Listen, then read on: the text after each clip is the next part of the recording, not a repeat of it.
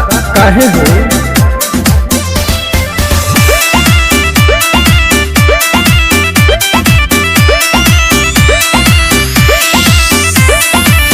घर शरीरिया पेन्हलू पलाजो काहे हो आए हर सुघर शरीरिया पेन्हलू पलाजो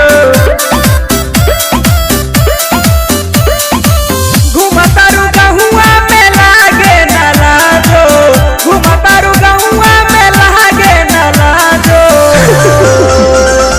सुघर शरीरिया पेन्हलू पलाजो काहे हो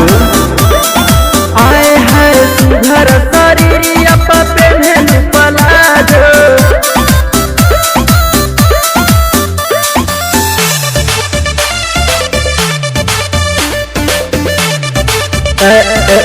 मैडम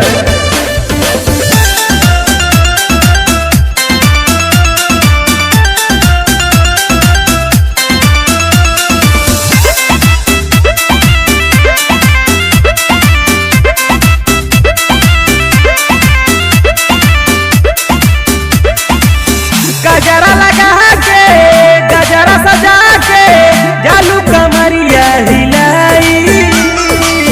तो हर जवानी देखी सुना ये रानी मनवाई जाला बदलाई मनवाई जाला बदलाई गजरा लगा के गजरा सजा के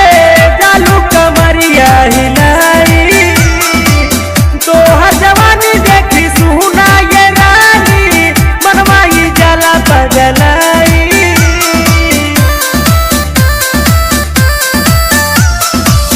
लाइले बुजान सुना कहतनी साचो काहे हो आए हाय सुघर